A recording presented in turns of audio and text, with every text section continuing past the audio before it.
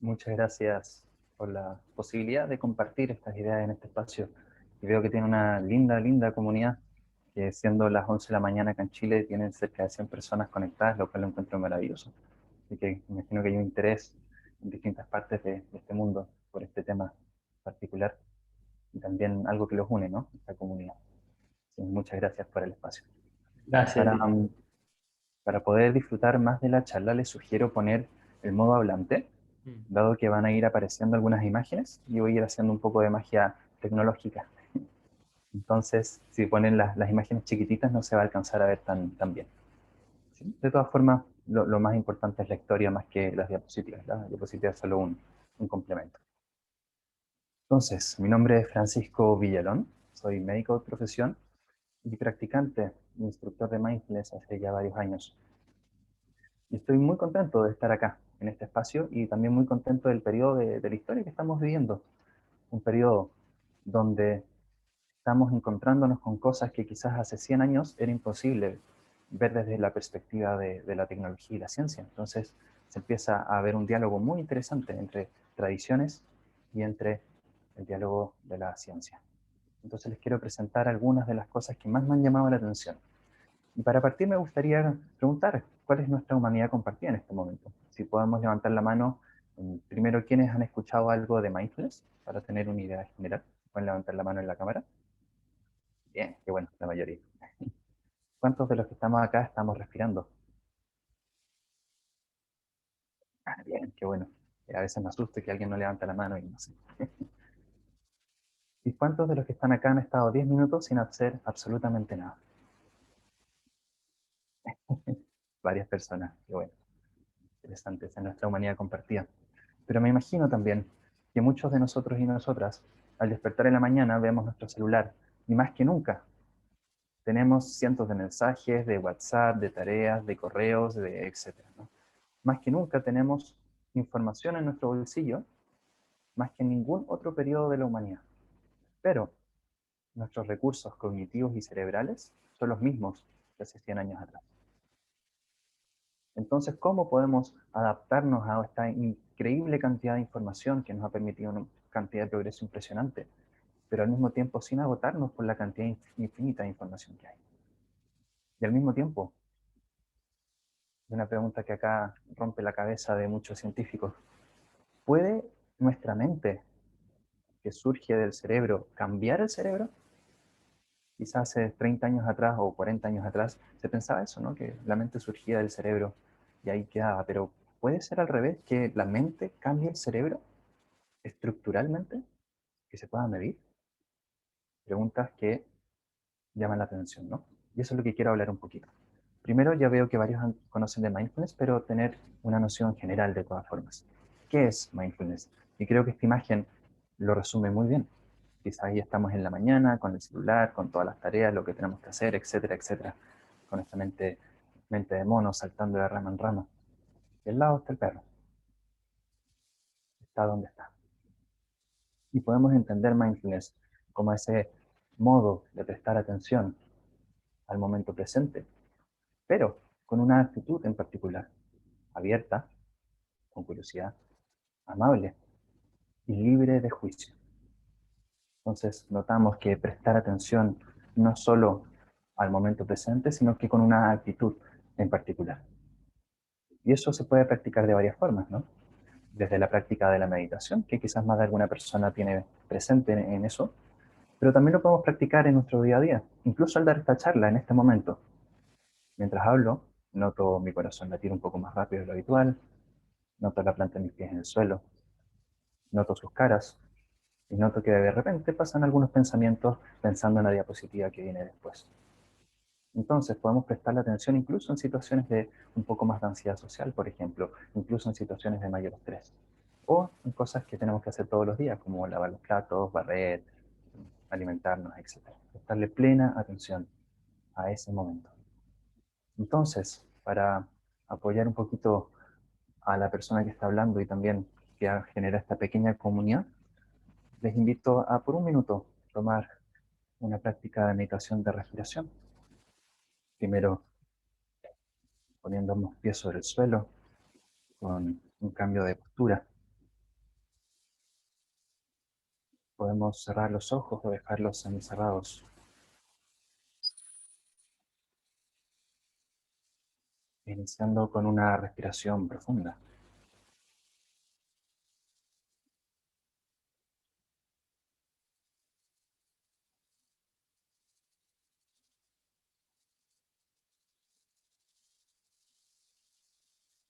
llevando la atención a la respiración,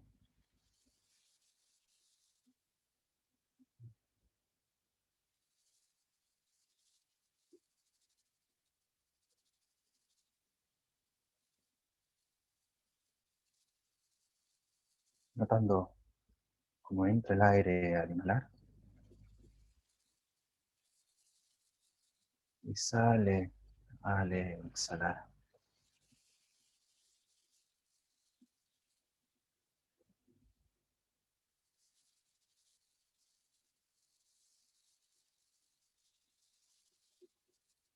explorando el roce y el cambio de temperatura,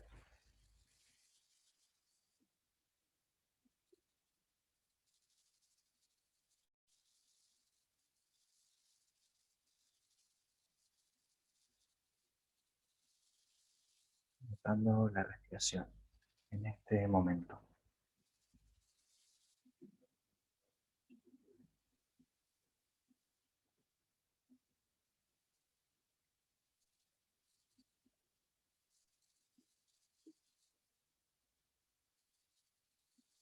en la medida que se sientan preparados y preparadas,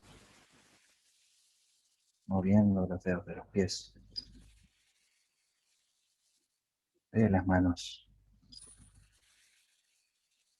incorporándonos al lugar donde estemos.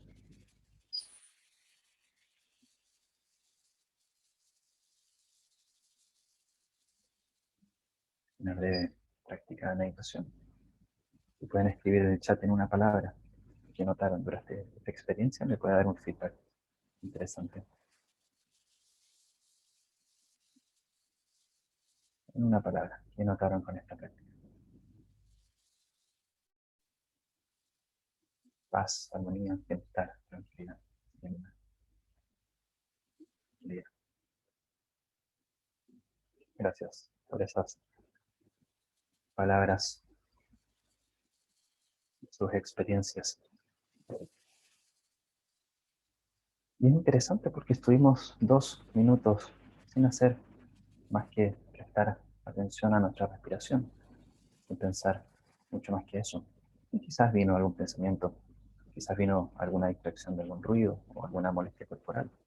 Y está bien, ¿no? Parte de nuestra experiencia. Hay una definición muy bonita en meditación que dicen, es todo lo que pasa cuando estamos sentados y respirando. Y eso incluye el sonido, el pensamiento, una cierta molestia en la espalda o quizás un dolor en la rodilla. Es parte de la práctica. Y esto que viene de una tradición y quizás a muchas personas les hace sentido hace mucho tiempo desde su práctica personal. Últimamente le ha llamado también la atención al mundo de la ciencia. Y acá podemos ver un pequeño gráfico como del año 70 hasta hoy día. Hay cada vez más publicaciones científicas al respecto. Y podemos llegar incluso el año pasado, si uno busca mindfulness y meditación, cerca de 3.000 publicaciones científicas solo en un año respecto a este tema. Esto nos habla del gran interés que hay. Obviamente hay evidencia de mejor calidad que otras, y ahí tenemos que tener ciertos filtros al respecto, pero muestra que hay un gran interés hoy en día. Entonces mi intención es poder comunicarles qué hallazgos interesantes hemos encontrado respecto a esto. Primero que todo, ¿se puede medir mindfulness? Curioso, ¿no? ¿Se podrá medir? Parece que sí. Parece que las personas pueden aplicar una escala y podemos describir algunas cosas que nos pasan mientras practicamos. Y algunas personas tenemos cierto estado también natural en nuestro día a día en estado mindful. Y algunos pasamos más en ese estado que otros, otros pasamos menos y con la práctica lo podemos ir aumentando.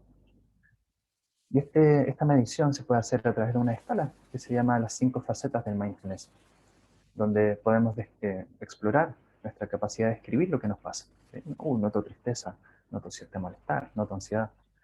Podemos también notar nuestra posibilidad de no juicios, de empezar a juzgar aquella que estoy sintiendo. Por ejemplo, si tengo tristeza, me puede venir un pensamiento, no debería sentirme así, ese juicio sobre mi experiencia. También la no reactividad, este estado de no reaccionar de forma inmediata a lo que me está pasando. Y en vez de reaccionar, puedo elegir responder a mi experiencia. Y ese paso, que Viktor Frankl también lo describe en uno de sus libros, es lo que nos permite con mindfulness tomar una mayor libertad en nuestra vida frente a nuestra experiencia. Entonces, acá viene esta pregunta que me llama tanto la atención. ¿Puede nuestra mente cambiar el cerebro? Pareciera que el cerebro sí puede cambiar nuestra mente. Por ejemplo, hemos visto en personas que han tenido ciertos problemas, por ejemplo, un pequeño infarto cerebral, cambia su comportamiento, cambia su forma de expresarse, puede tener menor percepción de sus emociones o de su experiencia, pueden incluso no sentir cierta parte del cuerpo o no poder moverla. Entonces empieza a cambiar su forma de pensar con algunos de estos problemas médicos que se centran y adolecen en el cerebro. Pero puede ser al revés, que nuestra mente cambie la estructura de nuestro cerebro. Hace 40 años, como les comentaba, probablemente muchos iban a decir no. Pero hoy en día eso está cambiando. Uno de los estudios que más me ha llamado la atención está en ese gráfico, que tiene que ver con la conciencia emocional y la conciencia interoceptiva. ¿Qué quiere decir esto? Es nuestra posibilidad de darnos cuenta qué nos pasa, la capacidad de darnos cuenta qué nos pasa. Hay ciertas personas que tienen ciertos puntos en algo que se llama alexitimia, que es la incapacidad o la imposibilidad de ponerle nombre a las emociones que están sintiendo. O sea, sienten algo pero no saben lo que es, cuando puede ser tristeza. En casos extremos, a veces pueden sentir hambre y no poder nombrar eso, no poder reconocer cuando tienen hambre. Es algo a nivel extremo. Entonces, ¿podrá la práctica de mindfulness y de meditación contemplativa ayudarnos a aumentar esa conciencia de nuestras emociones y poder describirla? Y la verdad, como muestra este gráfico, la evidencia muestra que sí, que este estudio de Tanja Singer en Alemania, después de un entrenamiento de meditación, la línea celeste es la que está arriba y las líneas de colores son aquellos que meditan. Y podemos ver que en la línea celeste no hay mayor cambio. Hay pequeñas variaciones, pero no hay mayor cambio. Es decir, que aquellos que no meditaron mantuvieron ese nivel de alexitimia, esa imposibilidad de ponerle nombre a las emociones. Versus aquel grupo que meditó, sí empezó a reconocer qué le pasaba a su cuerpo y cómo se llamaba esa emoción. Y eso no solo es lo que ellos decían, sino que también se puede medir en el cerebro. Hay ciertas áreas cerebrales, como la ínsula y la amígdala, que tienen relación con la conciencia emocional y saber lo que me está pasando, se ponen más activas, incluso aumentan su tamaño. Entonces, el puro hecho de prestarle atención a lo que me pasa empieza a generar cambios en estas áreas de cerebro en relación a mi conciencia corporal, lo cual es muy interesante. ¿Qué pasa con la reactividad emocional? Quizás más de alguna persona nos ha pasado que estamos con enojo, rabia y decimos cosas que quizás en otro momento no hubiéramos dicho y nos sentimos culpables después, ¿no? Y incluso se usa el término, no fui yo, fue la rabia, estaba fuera de mí. Se usa esa palabra, ¿no? Pareciera que la rabia nos saca de algo. Y esa reactividad emocional que no nos permite controlar a veces ciertos impulsos puede ser extremo, extremo, extremo. Hay personas que tienen problemas con el control del impulso. ¿Y podrá mindfulness cambiar eso? Y estos estudios de Richard Davidson, que es otro neurocientífico muy importante en esto, que ha trabajado en el Mind and Life Institute, donde estaba Francisco Varela y el Dalai Lama, muestran que efectivamente las personas que llevan más tiempo meditando empiezan a disminuir la reactividad emocional. Y nuevamente, esto no solo se ve con la experiencia subjetiva de los participantes, sino que también se puede ver objetivamente en un centro de emociones que se llama amígdala, que está en el cerebro, que efectivamente al ponerle imágenes de connotación emocional negativa, como de sufrimiento, de tristeza, la amígdala tiene una reactividad menor, es decir, que las personas logran regular mejor la reacción emocional. Entonces, empieza a ser muy interesante, ¿no? Me doy cuenta mejor de mis emociones, tengo más conciencia emocional. Además, empiezo a regular mejor mis emociones, teniendo menos reactividad, menos impulsividad. Entonces puedo tener más decisión, libertad de decisión. Y acá viene la tercera parte. Quizás más de alguno se va a acostar en la noche, está tratando de dormir y cuando no estoy haciendo nada, a mi mente se le ocurre hacer lo que mejor sabe hacer, pensar. Y empieza a generar pensamientos, la preocupación de ayer, la preocupación que va a venir mañana, etcétera, ¿no? Nuestra mente empieza a divagar. Y es algo habitual que pasa. Cuando estamos en un momento de no hacer nada en particular, no tenemos ningún objetivo claro, nuestra mente empieza a divagar. Se llama divagación mental o pensamiento libre. Y aparentemente hay un área cerebral en particular que tiene relación con esta divagación mental. Y estos pensamientos aparentemente tienen relación con nosotros mismos, con el self. Entonces empiezan a rumiar o darle vuelta a información sobre uno mismo, de mis preocupaciones, de lo que me importa, lo que no me importa, lo que me dijeron, lo que no me dijeron, etc. Y eso, si le ha pasado alguna vez, que me imagino que es parte de nuestra humanidad compartida, genera cierta ansiedad. Cuando estamos totalmente en esta divagación mental nos puede empezar a preocupar, nos puede quedarnos dormidos, etc. Entonces, ¿podrá la meditación regular esta divagación mental? Y veamos qué dice la evidencia. En este gráfico tiene dos experiencias. Uno, evaluando la experiencia subjetiva de los meditadores versus los que no meditan, o un grupo control. Y al mismo tiempo los cambios a nivel cerebral del grupo que medita versus el grupo que no ha meditado nunca. Y efectivamente, en las áreas de una zona cerebral que le llaman eh, red neuronal por defecto, disminuye la actividad en los meditadores. Entonces, cuando no están haciendo nada, disminuye la actividad y también disminuye la divagación mental. Entonces, pareciera que literalmente tiene menos divagación mental. Y no solo eso, sino que tienen mayor regulación de este elemento. Por ejemplo, cuando vemos estudios de creatividad, la divagación mental es muy útil, ¿no? Nos permite encontrar ideas muy amplias, extrañas, que nos permitan crear soluciones creativas a los problemas complejos.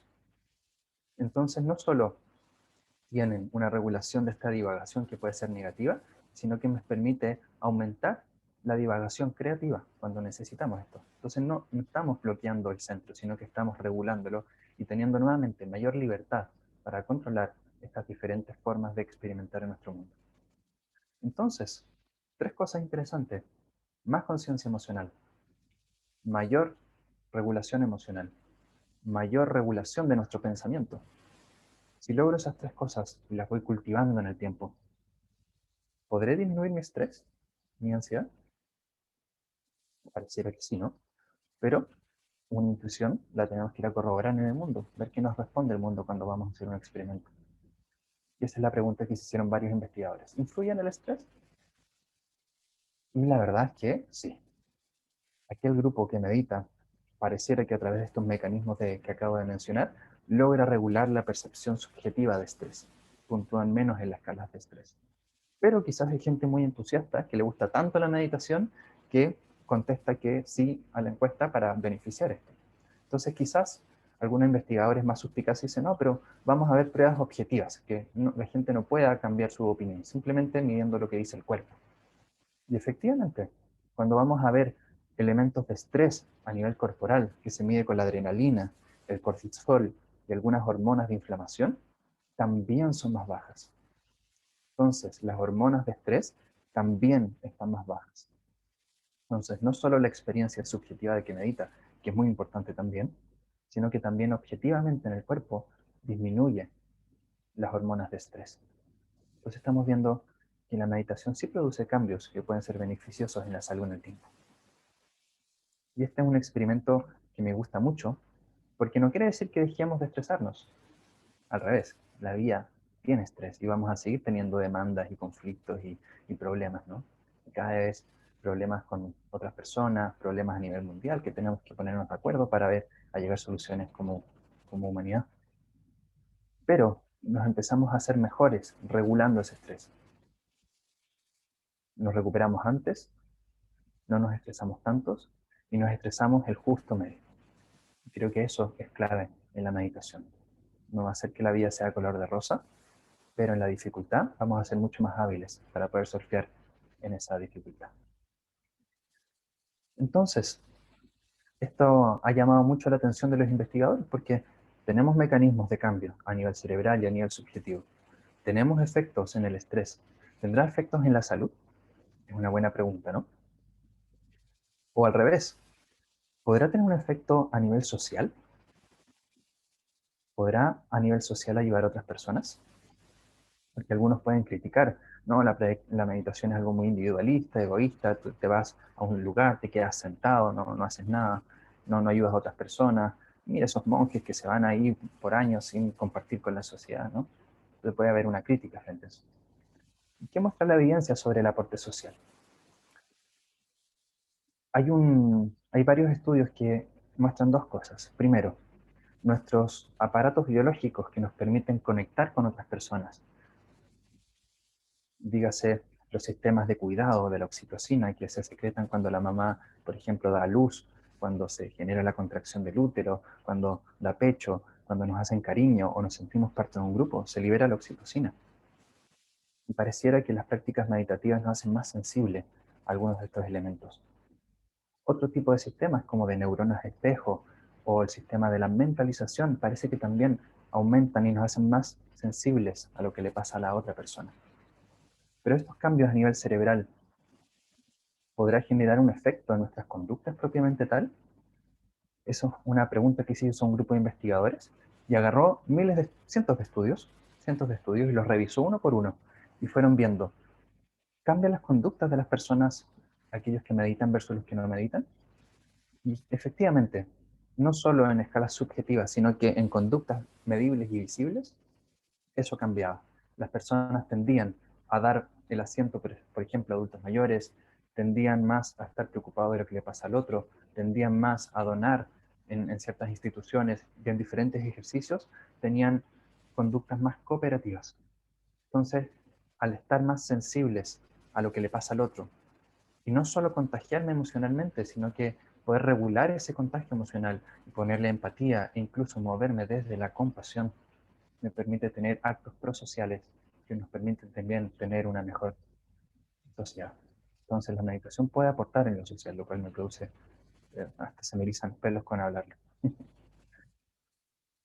Y por último, me gustaría comentar si esto tiene un aporte clínico desde mi área, desde la medicina.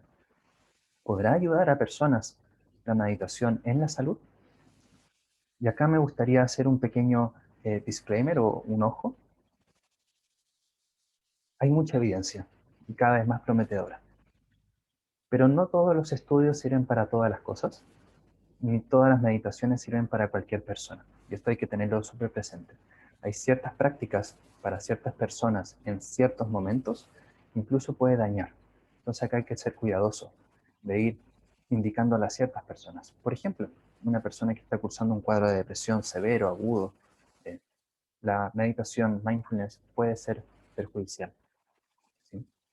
Pero una persona que ya está pasando el cuadro agudo de depresión nos puede ayudar a evitar una recaída de depresión, sobre todo aquellos que han tenido varias depresiones en su vida. Tanto así que hay un programa en particular que se llama Programa de Terapia Cognitiva Basada en Mindfulness, que se está ofreciendo en Inglaterra, por ejemplo, como una medida para evitar la recaída de depresión.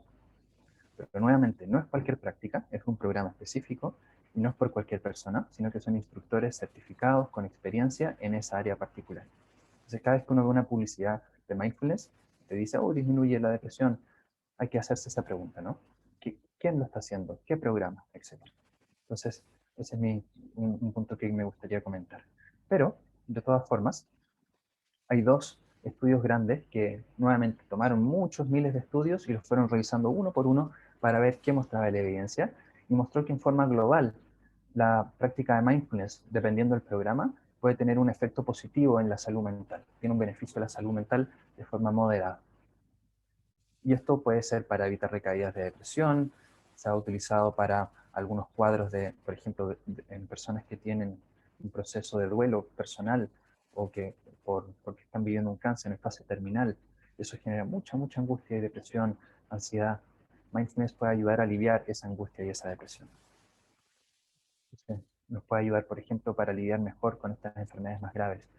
Quizás no nos mejore la enfermedad misma, pero sí nos podemos lidiar mejor con el sufrimiento que provoca.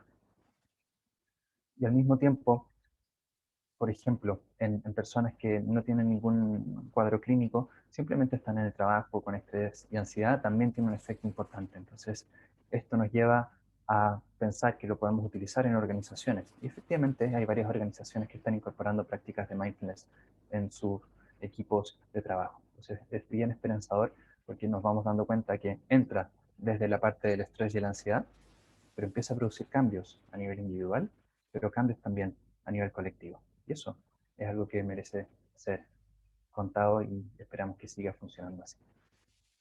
Entonces, volviendo a este punto, ¿qué nos une? Nuestra humanidad compartida, esta respiración.